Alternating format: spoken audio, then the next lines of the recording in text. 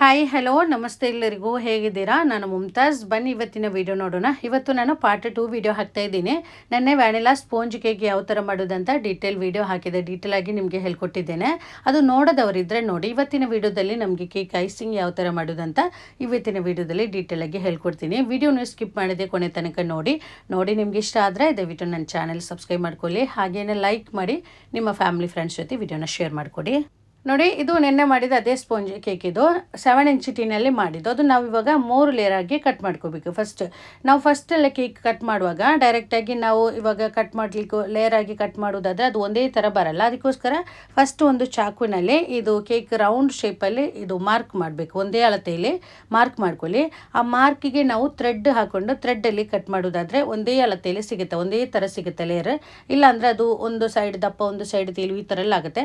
ನೋಡಿ, ಒಂದು layer cut ಮಾಡಿದ್ದೇನೆ. ಅದು ನನಗೆ ಕ್ಯಾಮರಾ ಆಫ್ ಆಯಿತು. ಆ ಟೈಮಲ್ಲಿ ನಾನು ತೋರಿಸ್ತೀನಿ ನೋಡಿ. 2ನೇ ಲೇಯರು ನಿಮಗೆ ಗೊತ್ತಾಯ್ತಲ್ಲ, ಅಲ್ಲಿ ಇದು ಮಾರ್ಕಿಗೆ ನಾವು ಥ್ರೆಡ್ ಹಾಕಬೇಕು. ಥ್ರೆಡ್ಡಲ್ಲಿ ಈ ಥರ ಕಟ್ ಮಾಡ್ಕೋಬೇಕು.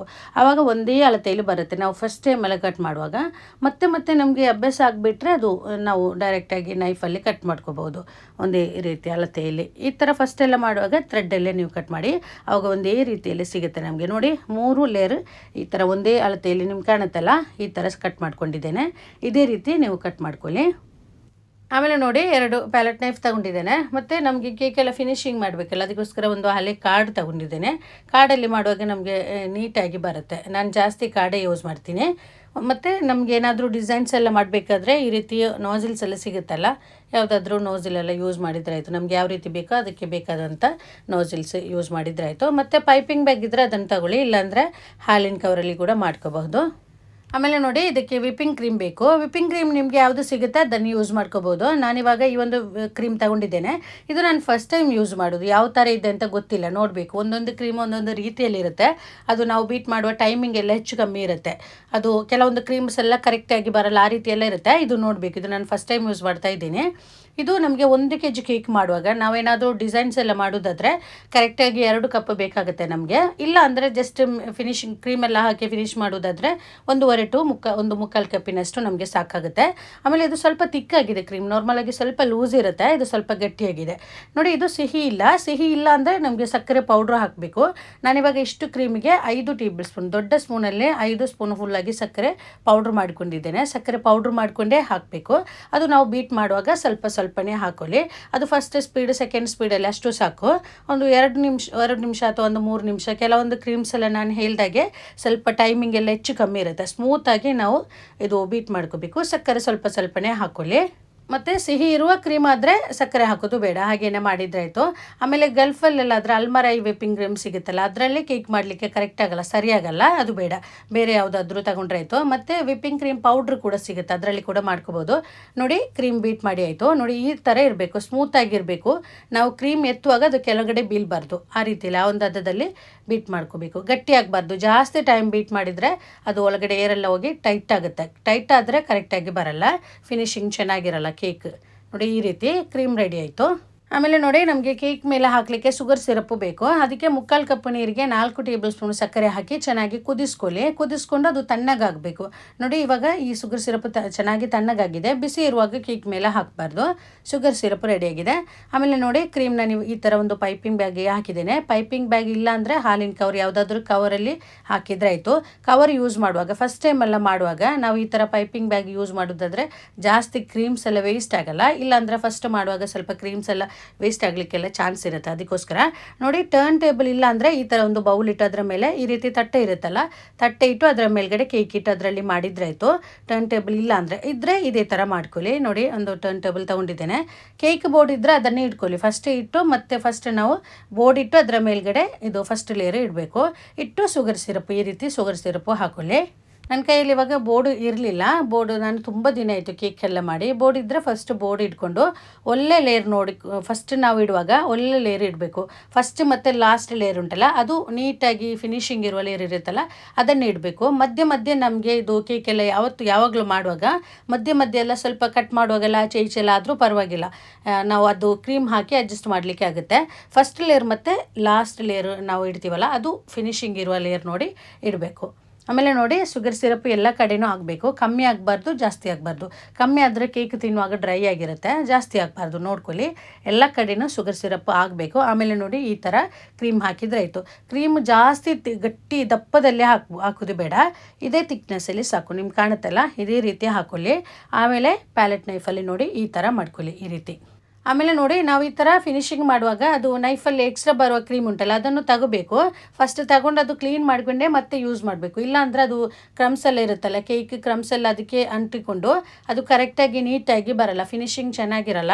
ಅದಕ್ಕೋಸ್ಕರ ಅದಕ್ಕೆ ಹಾಕಬಾರ್ದು. ಅದು ನೀಟಾಗಿ ಅದು ಕ್ರೀಮ್ ತಗೊಂಡು ಮತ್ತೆ ನಾವು ಯೂಸ್ ಮಾಡಿದ್ರಾಯಿತು ಕ್ಲೀನ್ ಮಾಡಿಕೊಂಡು. ಆಮೇಲೆ ನೋಡಿ ಸೆಕೆಂಡ್ ಲೇಯರ್ ಇಟ್ಟಿದ್ದೇನೆ, ಅದೇ ಥರ ಶುಗರ್ ಸಿರಪ್ಪು ಹಾಕಿ ಮತ್ತೆ ಕ್ರೀಮ್ ಫಸ್ಟ್ ಹಾಕಿದ ಅದೇ ರೀತಿಯಲ್ಲಿ ರಿಪೀಟ್ ಮಾಡಿದ್ರಾಯಿತು.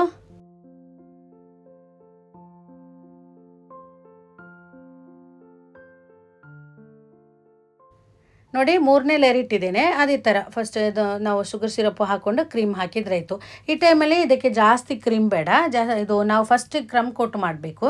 ಕ್ರಮ್ ಕೋಟ್ ಮಾಡಿಕೊಂಡು ಸ್ವಲ್ಪ ಹೊತ್ತು ಫ್ರಿಜ್ಜಲ್ಲಿಟ್ಟು ಮತ್ತೆ ನಾವು ಫಿನಿಶಿಂಗ್ ಮಾಡಿದ್ರಾಯಿತು. ನೋಡಿ ಕ್ರೀಮ್ ಹಾಕಿದ್ದೇನೆ, ಜಾಸ್ತಿ ಕ್ರೀಮ್ ಬೇಡ. ಇದರಲ್ಲೇ ಸೈಡೆಲ್ಲ ಅಲ್ಲಲ್ಲೆಲ್ಲ ಸ್ವಲ್ಪ ಸ್ವಲ್ಪ ಕ್ರೀಮ್ ಹಾಕಿ, ಯಾಕಂದರೆ ಇದರಲ್ಲಿ ಕ್ರಮ್ಸ್ ಎಲ್ಲ ಇರುತ್ತಲ್ಲ ಅದೆಲ್ಲ ಅಲ್ಲಿಗೆ ಫಿನಿಶಿಂಗ್ ಆಗಲಿಕ್ಕೋಸ್ಕರ ಜಸ್ಟ್ ಸ್ವಲ್ಪ ಸ್ವಲ್ಪ ಅಲ್ಲಲ್ಲೆಲ್ಲ ಸ್ವಲ್ಪ ಕ್ರೀಮ್ ಹಾಕ್ಕೊಂಡು, ಜಾಸ್ತಿ ಕ್ರೀಮ್ ಬೇಡ, ಹಾಕ್ಕೊಂಡು ಚೆನ್ನಾಗಿದ್ದು ಸ್ವಲ್ಪ ಇದು ಕ್ರಮ್ ಕೋಟು ಮಾಡಬೇಕು ಫಸ್ಟ್ ನೋಡಿ ಈ ಥರ. ಆಮೇಲೆ ಒಂದು ಅರ್ಧ ಗಂಟೆ ನಾವು ಫ್ರಿಜ್ಜಲ್ಲಿ ಇಡಬೇಕು. ಅರ್ಧ ಗಂಟೆ ಅಥವಾ ಒಂದು 20 ನಿಮಿಷ ಎಲ್ಲ ಇಟ್ಟರೆ ಆ ಥರ ಎಲ್ಲ ಇಟ್ಟರೆ ಸಾಕು. ಫಸ್ಟೇ ಮಾಡ್ಕೋಬೋದು, ನಮಗೆ ಈ ಟೈಮಲ್ಲೇ ನಮಗೆ ಫಿನಿಶಿಂಗ್ ಮಾಡ್ಕೋಬೋದು. ನಾವು ಸ್ವಲ್ಪ ಹೊತ್ತು ಫ್ರಿಜ್ಜಲ್ಲಿ ಇಟ್ಟು ಮತ್ತೆ ಮಾಡಿದರೆ ಇನ್ನೂ ಸ್ವಲ್ಪ ನೀಟಾಗಿ ಬರುತ್ತೆ, ಚೆನ್ನಾಗಿ ಬರುತ್ತೆ, ಅದು ಫಿನಿಶಿಂಗ್ ಎಲ್ಲ ಚೆನ್ನಾಗಿರುತ್ತೆ. ಅದಕ್ಕೋಸ್ಕರ ಈ ಥರ ಫಸ್ಟ್ ನಾವು ಕ್ರಮ್ ಕೋಟು ಮಾಡಿಕೊಂಡು ಸ್ವಲ್ಪ ಹೊತ್ತು ಫ್ರಿಜ್ಜಲ್ಲಿ ಇಡಬೇಕು. ಇದು ನೋಡಿ ಈ ಥರ ಮಾಡ್ಕೊಂಡಿದ್ದೇನೆ. ಇದನ್ನು ನಾನೊಂದು 20 ನಿಮಿಷ ಫ್ರಿಜ್ಜಲ್ಲಿ ಇಡ್ತೀನಿ. 20 ನಿಮಿಷ ಅಥವಾ ಅರ್ಧ ಗಂಟೆ ಎಲ್ಲ ಇಟ್ಕೋಬೋದು. ನೋಡಿ ಇದು ನಾನು 20 ನಿಮಿಷ ಫ್ರಿಜ್ಜಲ್ಲಿ ಇಟ್ಟಿದ್ದೇನೆ. 20 ನಿಮಿಷದ ನಂತರ ತೆಗೆದಿದ್ದೇನೆ. ಇನ್ನು ನಾವು ಇದಕ್ಕೆ ಕ್ರೀಮ್ ಹಾಕಿ ಫಿನಿಶಿಂಗ್ ಮಾಡಬೇಕು. ಈ ಟೈಮಲ್ಲಿ ಬೇಕಾದರೆ ನಮಗೆ ಕ್ರೀಮ್ಗೆ ಕಲರ್ಸ್ ಹಾಕ್ಬೋದು. ಯಾವುದಾದ್ರೂ ಕಲರ್ ಇದ್ದರೆ ಜೆಲ್ ಕಲರ್ ಅಂತ ಸಿಗುತ್ತೆ, ನಾರ್ಮಲಾಗಿ ಫುಡ್ ಕಲರ್ ಅಲ್ಲ, ಜೆಲ್ ಕಲರ್ ಅಂತ ಸಿಗುತ್ತೆ ನಮಗೆ, ಅದನ್ನು ಯೂಸ್ ಮಾಡಿದ್ರಾಯಿತು. ನಾನಿವಾಗ ಲೈಟಾಗಿ ಎಲ್ಲೋ ಕಲರ್ ಕೊಟ್ಟಿದ್ದೇನೆ. ನನ್ನ ಕೈಯಲ್ಲಿ ಜಾಸ್ತಿ ಕಲರ್ಸ್ ಇರಲಿಲ್ಲ, ನಾನು ಹೇಳಿದಾಗೆ ತುಂಬ ದಿನ ಆಯಿತು ಕೇಕೆಲ್ಲ ಮಾಡಿ.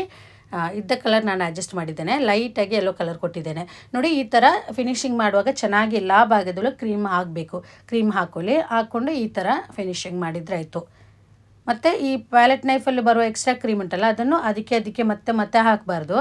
ಅದನ್ನು ತಗೊಂಡು ಅದು ಮತ್ತೆ ಕ್ಲೀನ್ ಮಾಡಿಕೊಂಡೇ ಮತ್ತೆ ನಾವು ಯೂಸ್ ಮಾಡ್ಕೋಬೇಕು. ನೋಡಿ ಈ ಥರ ಕ್ರೀಮ್ಸ್ ಬರುತ್ತಲ್ಲ ಅದಕ್ಕೆ ಹಾಕಬಾರ್ದು, ಆವಾಗ ನೀಟಾಗಿ ಬರಲ್ಲ, ಬೇಗ ಫಿನಿಶಿಂಗ್ ಆಗಲ್ಲ. ಬೇಕಾದರೆ ಈ ನೈಫ್ ಸ್ವಲ್ಪ ಬಿಸಿ ನೀರಿಗೆ ಹಾಕ್ಕೊಂಡು ಈ ಥರ ಫಿನಿಶಿಂಗ್ ಮಾಡುವಾಗ ಇನ್ನೂ ಸ್ವಲ್ಪ ಈಸಿ ಆಗುತ್ತೆ. ಸ್ವಲ್ಪ ನೀರು ಮಾಡೋದಾದರೆ ಆ ಥರ ನೈಫಲ್ಲಿ ಸ್ವಲ್ಪ ನೀರು ಮಾಡ್ಕೊಳ್ಳಿ, ಬಿಸಿ ನೀರಿಗೆ ಹಾಕ್ಕೊಂಡು ಮಾಡೋದಾದರೆ.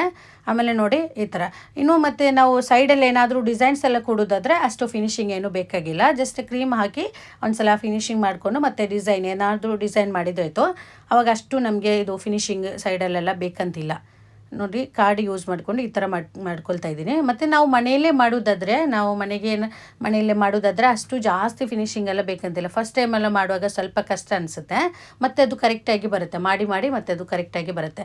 ಲೈನ್ಸ್ ಏನೂ ಇರ್ಬೋದು. ಮತ್ತು ಇಲ್ಲಾಂದರೆ ನಾವು ಇವಾಗ ಸೇಲೆಲ್ಲ ಮಾಡೋದಾದರೆ ಕರೆಕ್ಟಾಗಿರಬೇಕು, ಶಾರ್ಪ್ ಎಡ್ಜ್ ಎಲ್ಲ ಕರೆಕ್ಟಾಗಿ ಬರಬೇಕಾದ್ರೆ ಫಿನಿಶಿಂಗ್ ಎಲ್ಲ ಚೆನ್ನಾಗಿರಬೇಕು.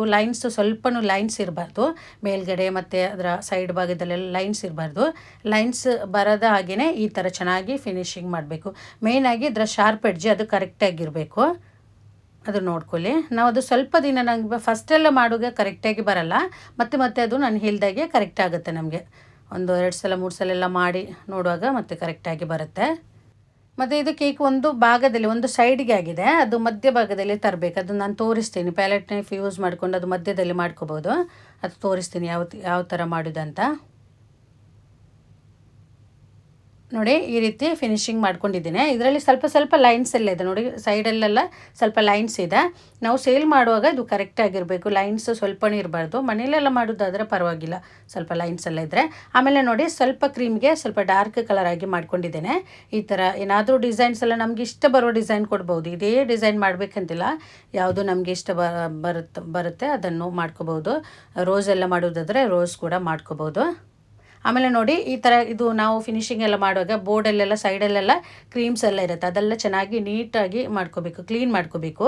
ಈ ಥರ ಸೈಡಲ್ಲೆಲ್ಲ ಇರುತ್ತೆ ಕ್ರೀಮ್ಸ್ ಎಲ್ಲ, ಅದೆಲ್ಲ ನೀಟಾಗಿ ಕ್ಲೀನ್ ಮಾಡ್ಕೋಬೇಕು ಟಿಶ್ಯೂ ಪೇಪರ್ ಅಥವಾ ಕಾಟನ್ ಬಟ್ಟೆಯಲ್ಲೆಲ್ಲ.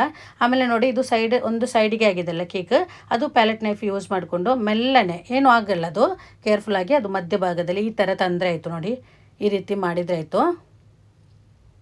ಇನ್ನು ಅದರ ಕೆಳಗಡೆ ಸ್ವಲ್ಪ ಫಿನಿಶಿಂಗ್ ಮಾಡಲಿಕ್ಕೆ ಉಂಟು, ಕ್ರೀಮ್ಸ್ ಎಲ್ಲ ಸ್ವಲ್ಪ ಆಚೆ ಈಚೆ ಆಯ್ತಲ್ಲ, ಅದು ಸ್ವಲ್ಪ ಇದು ನೀಟಾಗಿ ಇದು ಫಿನಿಶಿಂಗ್ ಮಾಡಿದರೆ ಆಯಿತು. ಇದು ಆಯ್ತು, ಇದನ್ನು ನಾನು ಫ್ರಿಜ್ಜಲ್ಲಿ ಇಡ್ತೀನಿ. ಫ್ರಿಜ್ಜಲ್ಲಿ ಇಟ್ಟು ಮತ್ತೆ ಕಟ್ ಮಾಡಬೇಕು. ಮಿನಿಮಮ್ ಒಂದು 2 ಗಂಟೆ 3 ಗಂಟೆ ಆದರೂ ಫ್ರಿಜ್ಜಲ್ಲಿ ಇಡಬೇಕು.